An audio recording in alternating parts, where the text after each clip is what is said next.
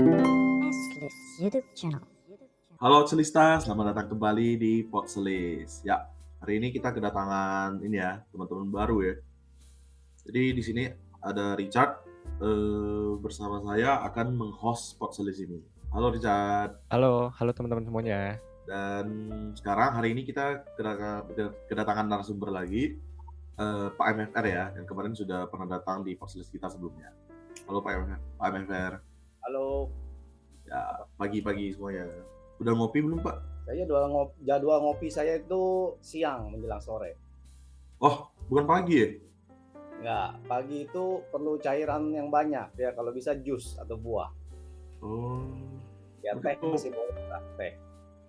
Kalau sore ya minum kopi, emang malamnya bisa tidur, Pak? Kalau saya nggak efek, pelor, nempel molor. Sudah kebal terhadap kopi kayaknya ini. Kalau gitu kita langsung aja ya masuk ke topik pembahasan kita. Di hari ini kita akan membahas tentang saham nih. Nah, jadi kan zaman sudah berubah ya sekarang ya. Dulu kita ada investasi konvensional, sekarang kita sudah investasi modern. Salah satu bentuknya itu saham.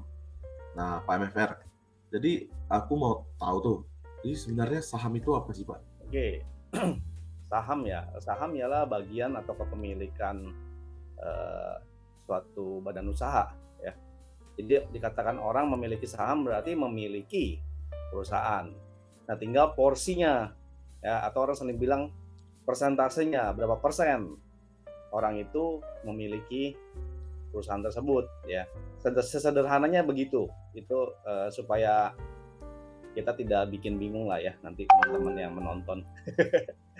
Pokoknya intinya ya kamu mau punya perusahaan, kamu ya bisa bikin perusahaan, bangun perusahaan gitu ya, dengan melakukan prosedurnya ya, lalu menyetorkan modal, ya sudah, itu berarti kamu memiliki saham 100% terhadap perusahaan tersebut ya. Itu sederhana itu.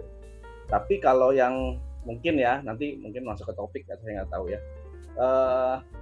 Kalau yang sering teman-teman istilahnya trading saham, invest saham, ya berarti kan membeli saham perusahaan orang lain yang sudah berjalan ya, atau perusahaan yang disebut sudah public listed ya, sudah terbuka, perusahaan terbuka.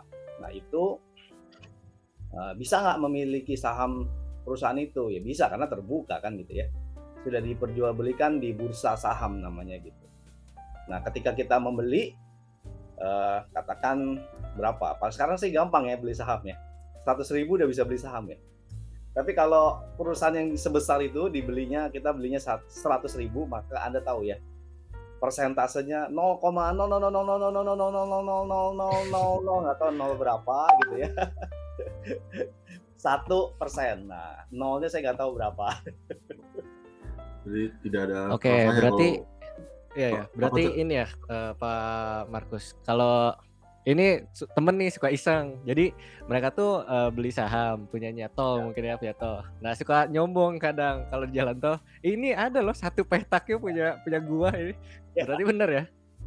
Ya tergantung. Dia bilang kan satu petak ya. satu petak itu dirupiahkan berapa kan gitu ya.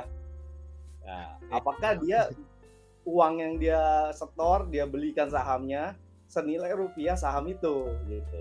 Kalau enggak ya nggak bisa bilang satu petak, mungkin satu butiran debu di jalan tol itu. Iya. Mungut kerikil kecil dia bangga deh.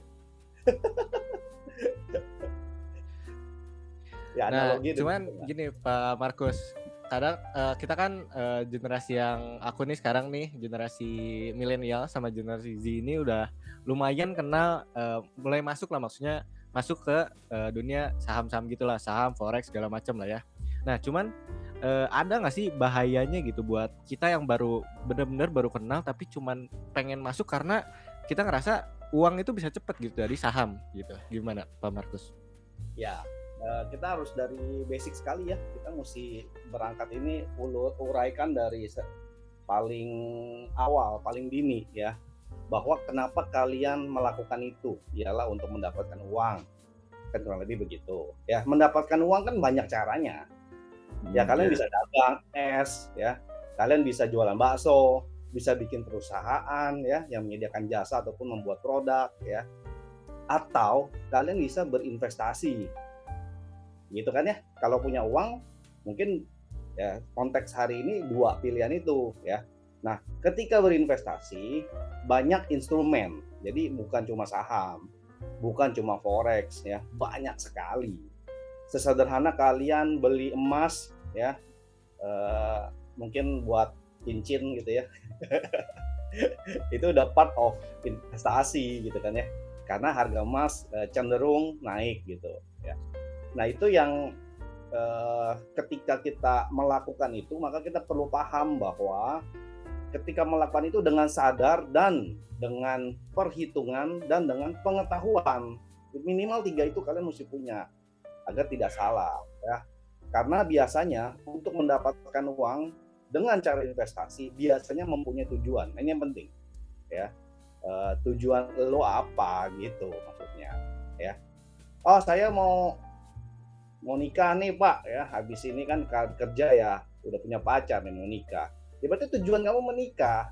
Tujuan menikah berarti ada targetnya gitu kan. Targetnya kapan, dalam setahun berapa rupiah kan gitu ya. Nah kalian hitung dengan investasi tersebut ya, diharapkan tanda petik ya, tidak ada yang pasti ya sekali lagi ya. Besok kita sakit atau tetap sehat juga kita nggak tahu ya. Investasi lebih-lebih lagi.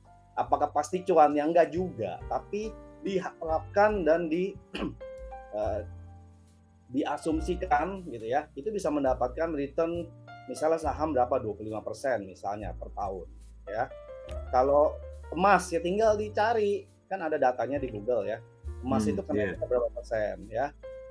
Kalau kalian nggak mau atau mau investasi reksadana, itu kan juga ada prospektusnya ya, ada risalahnya, itu bisa dilihat ini timbal baliknya akan berapa persen, estimasi ya, sekali lagi harapan gitu. Nah sehingga kalian bisa menghitung, oh gue kalau mau nikah 3 tahun 5 tahun lagi ya, gue mesti nabungnya ke instrumen investasi yang mana, itu baru benar ya. Jangan asal wah temen nih lagi heboh kripto, ikut kripto ya, tujuannya nggak ada. Mungkin kalian juga belum belajar apa itu kripto ya, yang mendasari orang kenapa bisa terjadi cryptocurrency dengan teknologi apa, lalu marketnya seperti apa, itu kan mesti dipelajari. Sehingga ketika kalian put money ya, 100% kalian sadar dan mengerti bahwa itu ada risikonya ya. Risikonya tinggi, menengah, apa risiko kecil, itu mesti dipahami ya. Tentunya high risk high gain gitu ya, tergantung tujuan berapa jangka panjang, berapa rupiah dan seterusnya. Jadi kalau mau kalian menjadi orang yang educated gitu ya istilahnya ya, kan ini semua nih Excelista ini kan orang-orang pintar ya, masa berperilaku investasi yang tidak pintar kan nggak boleh gitu ya. Berarti sebelum kita mau masuk ke saham ya Pak, kita harus siapkan mungkin ilmu-ilmu dan analisa kita terlebih dahulu ya. Terus misalnya kalau kita kan, ini kan kita yang main sendiri Pak kalau saham. Kalau juga ada kan mungkin kita nitip duit kita untuk dimainkan sama orang, tapi mainnya di saham juga. Mungkin masuk ke sekuritas gitu-gitu. Apakah itu juga sesuatu opsi yang bagus gitu Pak? Ya biasanya broker ya, istilah broker. Kalian membeli kan nggak bisa langsung lewat broker atau pihak ketiga. Biasanya memang sekuritas karena mereka punya izin ya. Nah cuma tanda petik yang kamu bilang dimainkan mereka itu apa ya? Biasanya mereka kalau dimainkan berarti kan memakai expertise atau profesionalisme mereka untuk mengelola sesuatu ya. Yang saya tahu biasanya itu reksadana, mereka akan mengelola ya. Misalnya kamu taruh 1 juta ya, dari 1 juta itu sekian persen obligasi, sekian persen taruh di saham, sekian persen di apa market ya. Pokoknya mereka ada rumusnya, ada resepnya lah gitu. Nah itu mungkin yang kamu dimainkan ya, berarti dana kamu dititipkan untuk itu. Tapi apakah pasti saham? Enggak juga, karena mereka punya resep tadi Yang penting reksadana itu kan ada prospektus gitu ya. Nah, resepnya itu atau kurang lebih gambaran kasar lah, mereka akan lakukan apa, itu ada di situ gitu. Ya. Tapi kalau saham ya, itu menurut saya kamu beli nggak usah ke itu, langsung aja beli. Kamu mau beli apa, BCA, mau beli Telkom ya, beli udah langsung ikutin market naik turun gitu kan, tinggal kamu analisa mau jual mau beli nextnya gitu. Oke. Ya kalau mau jual kan mesti beli dulu kan, nggak punya kalau belum beli. Oke. Ya bisa juga sih, misalnya konglomerat gitu ya, gue punya 100 M ya, dia pergi ke sekuritas, gue pusing nih, pokoknya gue punya dana segini, gue taruh di lu ya, nah lu silakan dah jual beliin lah gitu, diberikan kuasa untuk melakukan itu. Ya mungkin dia pakai jurusnya kan, 20 M taruh di sini, 30 M taruh sini, beli ya kan. Nah besok atau mungkin siang hari atau saya nggak tahu kapan, dia kan analisa terus kan situasi perdagangannya kan. Ya mungkin dia jual sebagian, taruh di mana, pokoknya dia kelola. Ya mungkin itu yang kamu bilang dimainkan, bisa juga. Oke. Paham. Nah, ini Pak Markus. Jadi kan Ya. Tadi nih dengar dimainkan ada brokernya kadang. Nah, cuman ini ada apa ya? Mungkin kita baca berita juga ya. Kalau orang nulis-nulisnya pasti orang yang masuk Forbes yang top riches gitu ya di dunia ya. Itu biasanya penghasilan mereka terbesarnya dari saham. Makanya orang sekarang mikirnya, ini pasti saham uangnya cepet nih. Nah, karena mereka ngedengar kalau dari berita dari apa gitu, orang yang masuk Forbes rata-rata penghasilannya dari saham, bukan dari sebagai CEO IT gitu. Itu pasti katanya penghasilannya nggak mungkin lah dari situ. Itu nggak akan bisa sampai ke jadi bilioner gitu. Apa betul itu, Pak Markus? Ya itu ada kekeliruan paradigma ya, karena yang masuk atau dinilai tingkat kekayaan ya bukan penghasilan, beda, tapi ialah apa yang dimiliki. Makanya kan nilai kekayaan ya. Katakan Richard ya, nilai kekayaannya berapa, kamu punya mobil 1 ya berarti kamu punya 200 juta ya kan. Kamu punya duit di dompet 1 juta, 201 juta ya. Kamu punya ini, dikumpulin, jumlahin tuh yang kamu punya apa aja. Nah itu dicantumkan sebagai nilai kekayaan. Apakah berarti kamu berpenghasilan segitu? Kan enggak ya. Bukan dari penghasilan. Nah makanya biasanya yang top itu kan Bill Gates ya, Elon Musk, terus si yang Alibaba, Amazon ya. Itu kan selalu di urutan teratas karena ya memang divaluasi ya, tanda kutip divaluasi dengan saham yang dia miliki. Kan balik ke situ ya, kalau kita bicara tadi saham itu apa ya kan, berarti memiliki ya kan. Nah dengan apa yang dimiliki di Tesla, apa yang dimiliki di SpaceX ya, dimiliki di mana-mana lah. Itu kan perusahaannya ada value-nya ya, sahamnya berapa. Nah itu dikalkulasi sama Forbes gitu. Itu dikalkulasi di total. Nah, dia kekayaannya sekian gitu. Bukan dia main saham karena kayak begitu. Karena dia punya saham ya? Karena dia punya saham, bukan dia penghasilan dari saham. Jangan salah. Nah, tapi kalau istilahnya yang bergerak ya, saya katakan gitulah, profesional dan kaya dari saham, ya itu kan sering dengar juga Warren Buffett, ya kan? Itu dari saham ya. Yang di Indonesia Lo Keng Ho atau siapa, salah nggak saya sebutnya? Bukan Lo Keng Hong ya. Lo Keng Hong ya. Yang hebat di Indonesia, Lo Keng Hong. Itu memang jago ya istilahnya ya, jago dan sehingga dia kaya. Dan memang ada banyak orang juga yang memang bisa kaya dari tanda petik lagi ya bermain saham. Cuman sekali lagi ini teman-teman, berapa banyak ya, sama lah kayak Elon Musk apa, itu berapa banyak yang seperti mereka dan perjalanannya mereka seperti apa. Itu usianya udah tahu sendiri ya, asam garamnya itu udah dikumpulin sampai, dan dia konsisten gitu, dan dia udah punya network, dan dia udah kayak bangun usaha lah sebenarnya ya, besar. Jangan berpikir oh ya kita yang baru karena dia bisa, gue pasti bisa. Saya ragu. Ya maaf ya, saya nggak mendiskreditkan anak muda ya. Anak muda itu punya potensi jago, bagus ya di beberapa bidang gitu. Tapi kalau dicari datanya coba, yang real seperti Lo Keng Hong, Warren Buffett anak muda, saya belum dengar gitu. Ya, ada aja tuh malah ditangkap polisi karena tepu. Ya benar juga.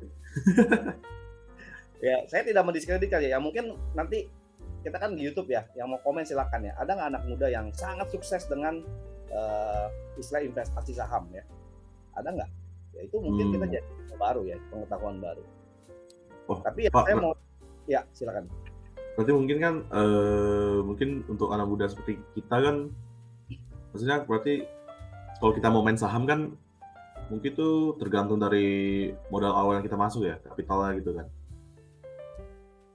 Nah, berarti sekarang tergantung itu, yang tadi saya bilang tergantung tujuan kamu apa investasi saham. Misalnya tujuan kita nih untuk mungkin tujuan gini loh, banyak ya. Saya tambahkan sedikit ya. Tujuan tuh bisa banyak. Kamu anak muda ya. Saya mau sekolah lagi butuh dana, bisa. Saya mau nikah bisa. Ya, saya mau beli mobil tuh bisa. Saya mau beli rumah tuh banyak tujuan. Nah, masing-masing dari itu kan ada rupiahnya. Dan ada waktunya kapan kamu mesti punya dana sekian itu untuk tujuan itu. Nah, baru kalian kalkulasi ya, rencanakan di titik itu saya bisa mencapai itu apa enggak. Itu yang benar. Oke. Ya, kata gini lah, Pak, saya ya ini mungkin tips ya agak inilah. Pak, pokoknya saya investasi aja, kan ada yang begitu ya. Nggak mau ribet-ribet. Pokoknya saya ya berarti kalau saya membayangkan long term, pokoknya saya nggak mau tahu nanti itu dapat uang. Ada yang begitu kan ya. Ya saya sarankan saham. Kalau saya ya, kalian beli saham, tapi saham yang bagaimana kan gitu. Ya kan? Kan ada saham yang saham gorengan tanda petik. Ya, itu hot tuh ya, selalu orang berjual beli di situ ya, fluktuatifnya gila-gilaan.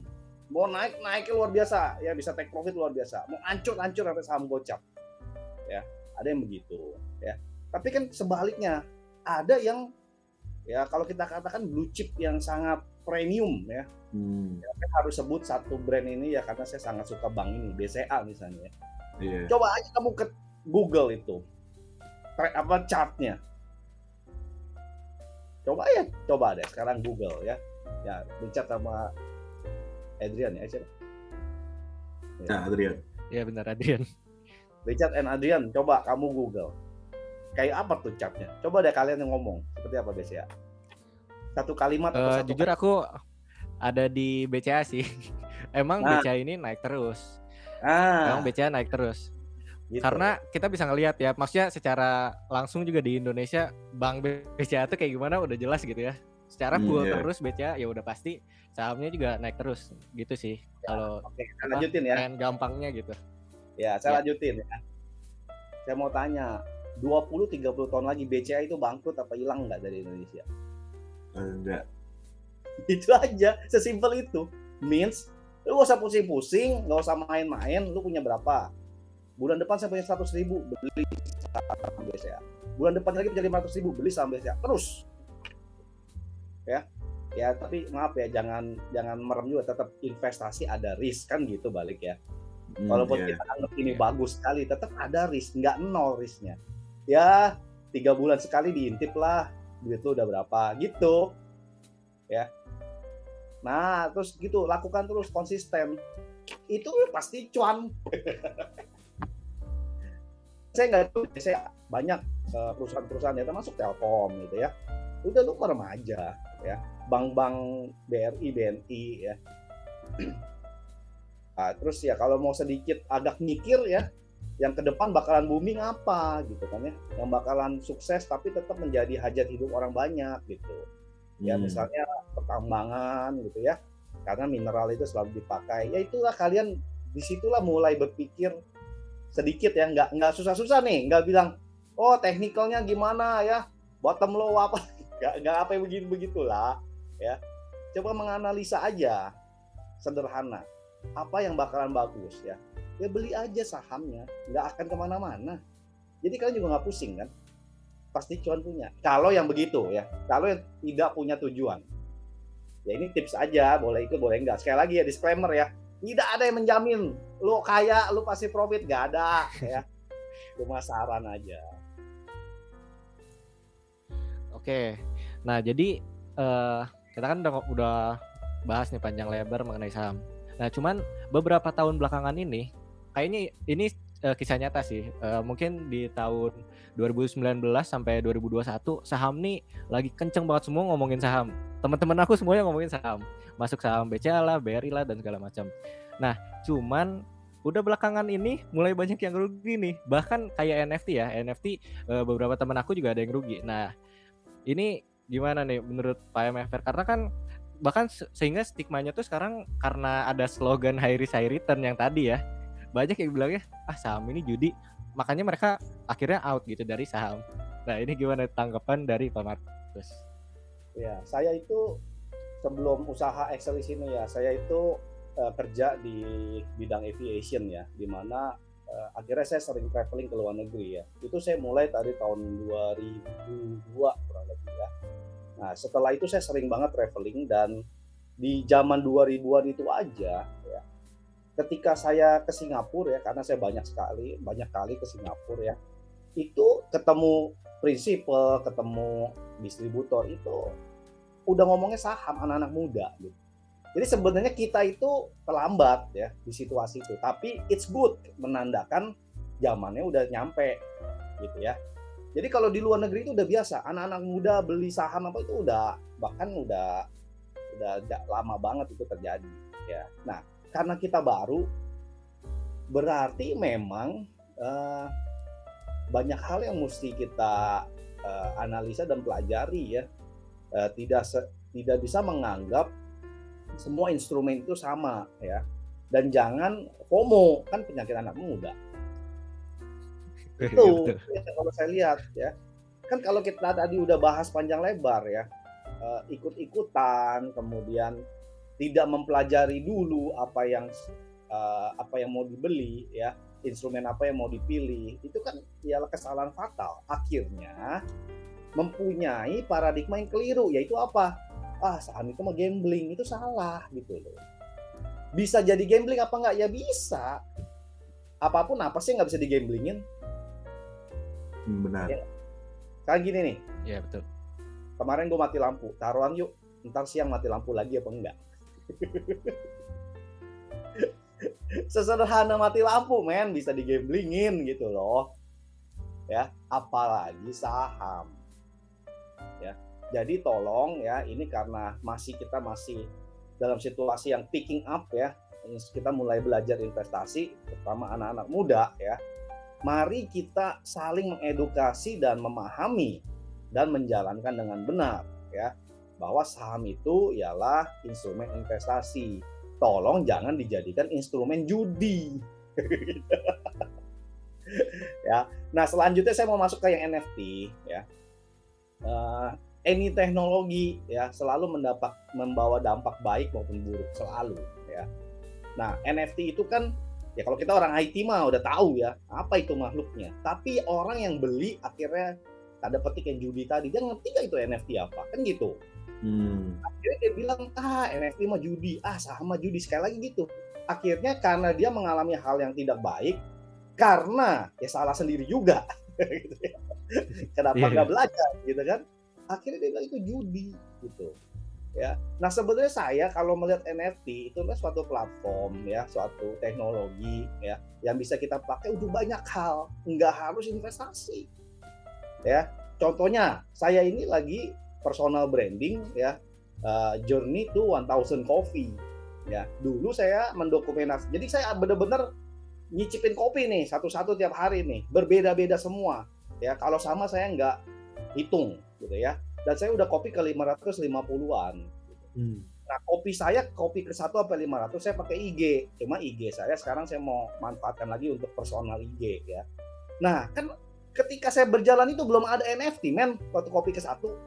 Tapi kan setelah udah mau ke 500 NFT muncul ya. Si Gozali jadi famous. Jadi viral ya kan? Karena dia kolase tiap hari dia foto gitu ya. Saya terinspirasi dari beliau, Sang Ghazali. Akhirnya saya cut di kopi ke 500 di IG ya. Dan itu saya kolase, saya taruh di NFT. Kopi 1 sampai 500 gitu ya. Nah, berikutnya 501, 502, 503 saya taruh aja di NFT. Paham ya? Itu untuk apa? Ya. Ada harganya nggak? Ada ya. Bisa jadi duit apa enggak? Nggak ngarep. Tapi minimal bisa jadi platform untuk saya menyimpan dokumen foto saya. Dan itu publik. Ya dong, kalau istilah saya simpen sendiri, ya bisa taruh di komputer, di hard disk. Untuk apa? Udah makan space gitu ya. Paham ya? Kan bisa Paham, jadi Pak. fungsi itu. Makanya pahamilah dulu sesuatu, baru kamu memilih untuk apa hal tersebut. Jangan terbalik. Ya, ya itulah yang tadi problem-problem tadi, FOMO dan lain sebagainya. Gitu, Bro. Oke, Ada yang mau bener beli nih foto tadi. kolase Jadi saya? Ada yang mau beli foto kolase saya? Jualan. Oke, lanjut. Oke, gini, ngikutin yang tadi Pak Markus sharing ya. Aku juga jadi mau sharing nih. Karena aku masuk di BBCA, jadi ngerti gitu. Seenggaknya dikit lah. Banyak generasi aku tuh, milenial sama Z ini, literasi membacanya sama mencari informasinya kurang gitu. Jadi mereka kadang asal masuk. Ini sharing aja sih. Asal masuk. Nah, di tahun kemarin 2022 atau 21, pokoknya di bulan Juli BCA tuh sempat stock split hingga satu lembar itu coba 7.000. Padahal itu tujuannya BCA itu kan biar yang anak-anak muda ini masuk ke saham BCA. Jadi buat investasi sebenarnya. Nah, cuman banyak yang ngira, wah, ini BCA kenapa nih kok turun terus? Nah, itu mereka pada kaget. Akhirnya pada bail out, pada keluar. Padahal sekarang aja saham BCA ini udah normal lagi gitu. Karena informasi tadi mereka nggak cari gitu. Nah, itu sih yang dirasain waktu itu, makanya sampai sekarang banyak yang istilahnya rugi lah ya gitu. Stock split itu tidak membuat nilai turun, ya itu juga satu paradigma keliru ya. Stock split itu cuma nilai sahamnya dibagi, tapi apakah value total yang kalian miliki jadi terbagi? Tidak, tetap kalian punya kepemilikannya itu tetap tidak berubah, cuma harga sahamnya yang jadi murah. Nilainya sorry, saya koreksi ya. Ini tricky ya. Hati-hati nih. Harga tiket masuknya mungkin. Jadi sebenarnya sahamnya itu tidak turun, intinya begitu ya. Cuma harga per lembar. Nah, itu. Harga per lembar lebih murah Ya, sehingga benar. orang Harga yang per lembar tadinya murah. misalnya mesti belinya banyak ya dengan nilai uang yang banyak ya. Ini nggak perlu. Jadi bisa beli itu tadi yang Richard bilang ya. Karena stock split, harga per saham lembarnya jadi lebih murah. Jadi orang punya kemampuan membeli karena kan ada minimum untuk beli itu, ya. Tapi tadi ketika stock split turun, saya tidak bisa bilang karena stock split ya. Pas turun itu mungkin ada situasi lain, ya. Lebih ke situasi lain bukan karena stock splitnya, ya. Apakah ada faktornya bisa apa enggak? Ya bisa juga. Cuma apakah iya dan seberapa banyak faktornya membuat dia turun? Saya nggak yakin karena itu 100% ya, dan itu membuat si BCA itu turun gitu. Nggak yakin ya. Jadi mungkin aja ada hal lain. Nah, itulah kenapa kalau tidak belajar akhirnya dia jual ya. Syukur-syukur waktu dia jual dia masih ada profit. Kalau pas lagi turun kayak tadi kan ya kan kita nggak tahu timing dia beli kapan ya. Ya ngapain lu buang uang kayak begitu? Nyantai aja gitu ya. Kan mesti dilihat pergerakan itu kan tariknya agak panjang dong, jangan Long term ya. Orang bilang tuh anak muda jangan sumbu pendek gitu. Ya, tanya dulu sono sini gitu ya, tanya kepada orang yang mengerti minimal. Jangan nanya ke teman yang sama-sama lagi gambling tadi.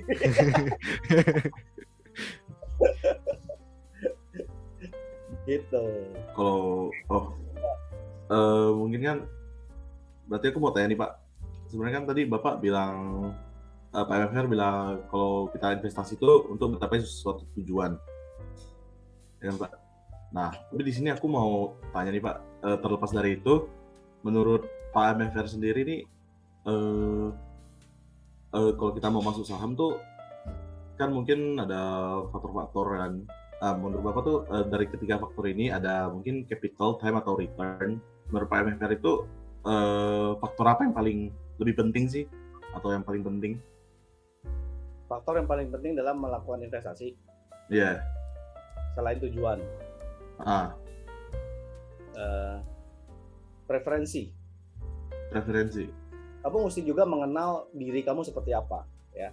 Karena gini, ada orang yang ini kan soal belief juga ya.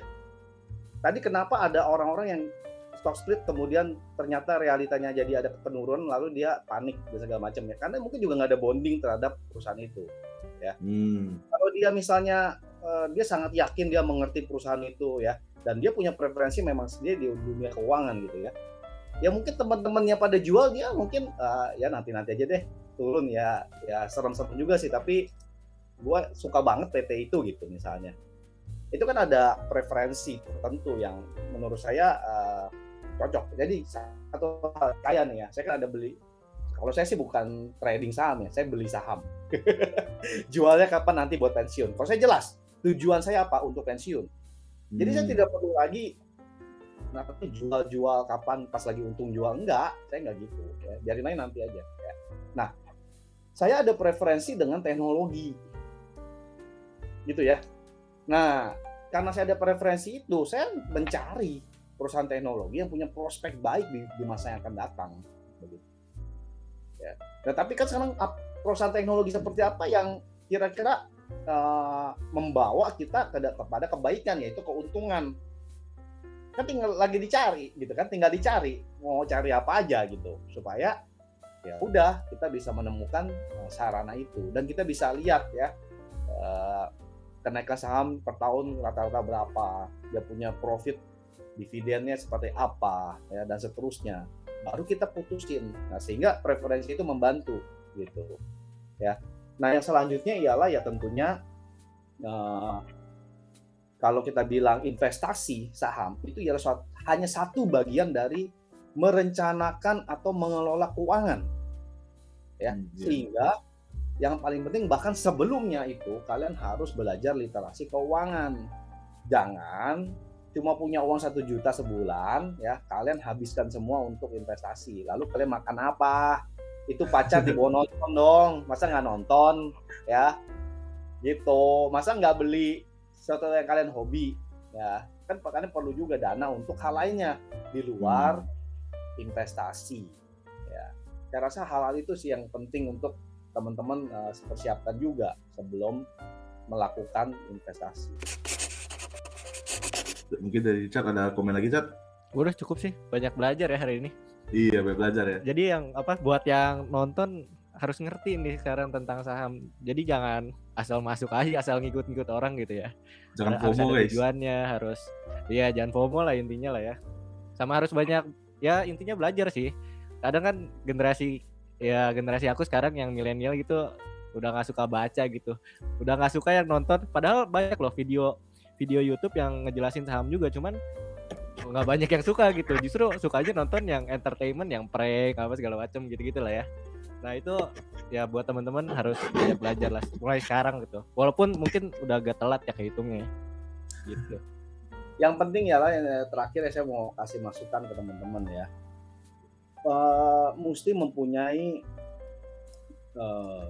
atau mau melihat situasi sekitar. Ya kadang kita itu ya orang bilang autis gitu ya. Ya, jadi nggak peduli lah itu ya. Tapi ya kita itu kan kadang-kadang juga, gua aja udah ribet urusan gua ya. Gua mau fokus itu, gua mau bodo amat lah situasi sekitar. Gua mau urusan gua sendiri. Mau happy gua happy sendiri, mau kesel gua kesel sendiri. Gua udah nggak peduli orang lain. Nah itu mesti belajar untuk mengurangi itu ya. Mesti memahami lingkungan sekitar, memahami situasi ya makro ya, supaya kita tidak ketinggalan zaman, orang bilang begitu ya. Itu yang saya titip ke teman-teman anak muda ini, mesti bisa berubah ya. Saya paham kondisi, karena kita tetap ya, kita itu terpapar suatu pandemi ya, 3 tahun itu ialah menimbulkan dampak efek ya. Dan itu menambah parah situasi yang tadi dikatakan teman-teman ya, bahwa oh ya udah karena stres lah ya, saya nggak bisa kemana-mana ya, jadi akhirnya terbentuk suatu habit karena 3 tahun. Nah, saya perlu ingatkan, kita itu udah memasuki endemi, PPKM udah dicabut. Jadi, jadilah manusia seutuhnya yang normal, gitu ya. Mulai lihat sekitar, dan ini menjadi taruhan masa depan kalian, menurut saya gitu. Kalau kalian apa-apa nggak ngerti, apa-apa nggak tahu, ya, nggak paham ada apa di kiri kanan kita, itu nanti kalian ketinggalan zaman, dan itu bisa terlibas oleh situasi. Itu bahaya, ya. Jadi mesti segera bangkit, pesan saya itu. Oke. Jadi ini ya kata-kata mutiara ya, Pak Lista ya. Ingat itu ya. Oke, jadi sampai sini aja ya mungkin sesi Porselis kita hari ini. Ya, terima kasih MFR, terima kasih Pak MFR, terima kasih Richard. Oke, sampai jangan lupa di like, di share, dan di subscribe ya, Asilista ya. Oke, See you on next Porselis. Iya. Dadah. See you on next Porselis. Dadah.